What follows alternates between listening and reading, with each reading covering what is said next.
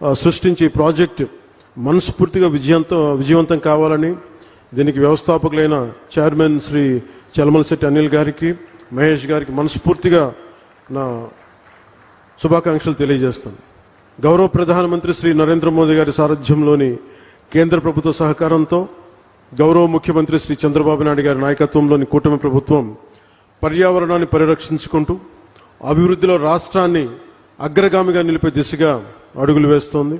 ఈ ప్రయత్నాల్లో భారతదేశం పెట్టుకున్న లక్ష్యంలో జీరో నెట్ ఎమిషన్కి భాగంగా ఈ ప్రయత్నాల్లో గ్రీన్ అమ్మోనియా ప్రాజెక్ట్ చాలా కీలకమైన అడుగు.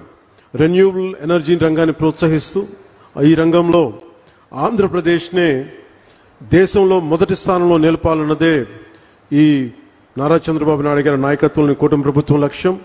దానికి ఈరోజు ఏఎం గ్రీన్ ఎనర్జీ దీనికి ముందడుగు వేయటం చాలా చాలా ఆనందదాయకం. Andhra Pradesh integrated clean energy policy 2024 కింద ఆ దిశగా ప్రభుత్వం వేసిన బలమైన అడుగు Andhra Pradesh integrated clean energy policy 2024. ఈ పాలసీ రాష్ట్రాన్ని భవిష్యత్ రెన్యూబుల్ ఎనర్జీ సామర్థ్య కేంద్రంగా, రెన్యూబుల్ ఎనర్జీ వనరుల ఉత్పత్తి హబ్గా షేప్ తీసుకోబోతా ఉంది. గ్రీన్ హైడ్రోజన్, గ్రీన్ అమ్మోనియా వంటి క్లీన్ ఎనర్జీ ఉత్పత్తికి అనుకూలమైన వాతావరణాన్ని కల్పించగలిగితే మనకి పెట్టి ఇన్వెస్టర్స్లో చాలా విశ్వాసం పెరుగుతుంది. క్లీన్ ఎనర్జీ పాలసీ ద్వారా ఇప్పటికే ఎన్డీఏ కూటమి ప్రభుత్వం విధానపరమైన స్పష్టత ఇచ్చింది.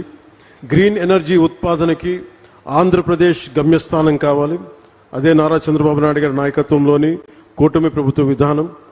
ఈ క్లీన్ ఎనర్జీ పాలసీని సద్వినియోగం చేసుకుంటూ ఈరోజు ఏఎం గ్రీన్ సంస్థ మన కాకినాడలో దేశంలోని మొట్టమొదటి 1 మిలియన్ మెట్రిక్ టన్నుల సామర్థ్యం గల గ్రీన్ అమోనియా తయారు కేంద్రాన్ని ఏర్పాటు చేసేందుకు ముందుకు వచ్చేందుకు మనస్ఫూర్తిగా మరోమారు వారికి శుభాకాంక్షలు తెలియజేసుకుంటూ దేశ కాలుష్య రహిత ఇంధన ప్రయాణంలో ఇది ఒక మైల్ స్టోన్గా మనం అభివర్ణించవచ్చు.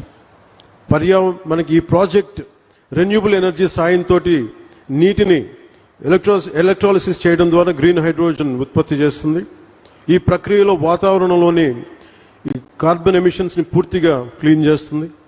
పర్యావరణ పరిరక్షణ ఈ యజ్ఞంలో గ్రీన్ అమ్మోనియా ప్రాజెక్ట్ చాలా కీలకమైన అడుగు. ఏఎం గ్రీన్ సంస్థ ఏడాదికి 0.5 మిలియన్ మెట్రిక్ టన్నుల గ్రీన్ అమ్మోనియాను సరఫరా చేసేందుకు జర్మనీకి చెందిన ప్రముఖ ఇంధన సంస్థ యూనిపర్తో ఒప్పందం కుదుర్చుకుంది. తొలిసారి భారతదేశం నుంచి యూరోపియన్ దేశాలకు జరుగుతున్న క్లీన్ ఎనర్జీ ఎగుమతి ఒప్పందం. ఈ చారిత్రాత్మక ఒప్పందానికి ఆంధ్రప్రదేశ్ కేంద్ర బిందువుగా ఉండడం మనందరికీ చాలా చాలా గర్వకారణం. గ్రీన్ అమ్మోనియా ప్రాజెక్ట్ దేశ రాష్ట్ర సుస్థిర అభివృద్ధి సాధనలో ఒక బలమైన గేమ్ చేంజర్. వ్యవసాయం నుంచి రవాణా వరకు అన్ని రంగాల్లో సుస్థిర అభివృద్ధి సాధనకు ఇది చాలా ఉపయోగపడుతుంది. రవాణా, పారిశ్రామిక, జల రవాణా రంగాల్లో క్రూడ్ ఆయిల్ తాలూకు వినియోగాన్ని గణనీయంగా తగ్గిస్తుంది. ఎరువుల తయారీ, విద్యుత్ ఉత్పత్తి, పారిశ్రామిక రంగాల్లో కార్బన్ ఎమిషన్స్ని చాలా బలంగా తగ్గిస్తుంది. దీర్ఘకాలికంగా దీనికి వచ్చే ఉపయోగాలు క్రూడ్ ఆయిల్ ప్రమేయం లేకుండా ఎరువులు తయారు చేయటం, ఫార్మా, రసాయన, ప్లాస్టిక్ ఆధారిత పరిశ్రమల్లో ముడి పదార్థంగా గ్రీన్ అమ్మోనియా ఉపయోగపడుతుంది.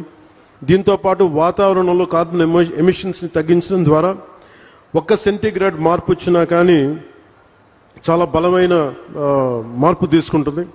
ఉదాహరణకి ఎందుకు వీళ్ళందరూ మనందరికీ సగటు మనిషికి అర్థం కావడానికి చెప్తున్నాను. మనకి పిఠాపురంలోనే చూశారు, సముద్రం ముందుకు వచ్చేస్తూ ఉంటుంది.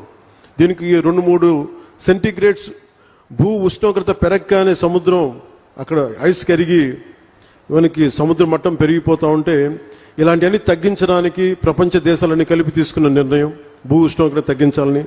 దానికి ఈ క్రూడ్ ఆయిల్ ప్రమేయం లేకుండా ఎలాంటి ఆల్టర్నేటివ్ ఎనర్జీస్ తయారు చేయాలి, క్లీన్ ఎనర్జీ ఎలా తయారు చేయాలి, దాంట్లో భాగంగానే ఇవన్నీ స్టార్ట్ అవుతుంది. గ్రీన్ అమ్మోనియా ప్రాజెక్టు స్టార్ట్ అయింది ఇక్కడ. దీనివల్ల రాష్ట్రానికి ఎన్నో దీర్ఘకాలిక లాభాలు కలిగి ఉన్నాయి. విద్యుత్ రంగం సంక్షోభం నుంచి పెట్టుబడిదారుల విశ్వాసం దిశగా ఇది ముందుకెళ్తుంది. గత ప్రభుత్వం పాలనలో వచ్చినప్పుడు మీకు తెలుసు, 2 నెలల్లోనే పవర్ పర్చేస్ అగ్రిమెంట్స్ రద్దు చేసి పునఃసమీక్ష పేరుతో విద్యుత్ రంగాన్ని సంక్షోభంలోకి నెట్టేశారు. విదేశ పెట్టుబడిదారులని ఇబ్బందులు గురి చేసి కోర్టు కేసుల వల్ల చాలా ఫైన్స్ చెల్లించాల్సిన పరిస్థితి తెచ్చారు. అలాగే ఈ కియా కంపెనీ యాజమాన్య ప్రతినిధులను కూడా చాలా బహిరంగంగా బెదిరించారు. కానీ ఈ సందర్భంగా మేము గౌరవ నారా చంద్రబాబు నాయుడు గారి నాయకత్వంలో కూటమి ప్రభుత్వం పెట్టుబడిదారులని వేధించదు, అండగా నిలబడుతుంది. తద్వారా యువతకి ఉద్యోగాలు, ఉపాధి అవకాశాలు కల్పించే దిశగా రాష్ట్రాభివృద్ధిలో ప్రతి ఒక్కరూ భాగస్వాములుగా మారాలని కోరుకుంటూ సెలవు తీసుకున్నాం. జై హింద్ అండ్ జై భారత్.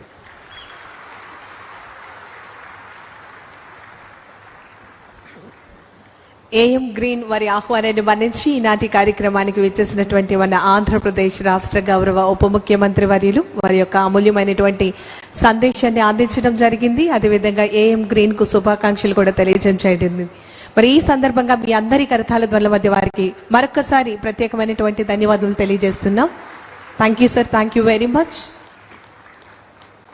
ఆదర్శవంతమైనటువంటి నాయకత్వంతో ఇంటిగ్రేటెడ్ క్లీన్ ఎనర్జీ పాలసీ 2024 కు శ్రీకారం చుట్టి డెడికేషన్, ఇన్నోవేషన్, స్మార్ట్ సొల్యూషన్ మరియు గ్లోబల్ స్టాండర్డ్స్ తో ఆంధ్రప్రదేశ్ రాష్ట్రాన్ని క్లీన్ మరియు గ్రీన్ ఎనర్జీలో మోడల్ రాష్ట్రంగా గ్రీన్ ఫ్యూచర్ కి ప్రేరణగా కృషి చేస్తున్నటువంటి మన ఆంధ్రప్రదేశ్ రాష్ట్ర గౌరవ ముఖ్యమంత్రి వర్యులు గౌరవనీయులు శ్రీ నారా చంద్రబాబు నాయుడు గారిని ఈనాటి కార్యక్రమాన్ని ఉద్దేశించి వారి అమూల్యమైనటువంటి సందేశాన్ని అందించవలసిందిగా మీ అందరి కరతాళ ధ్వనుల మధ్య వారికి సాదర స్వాగతం, సుస్వాగతం తెలియజేస్తూ ఆహ్వానిస్తున్నాం.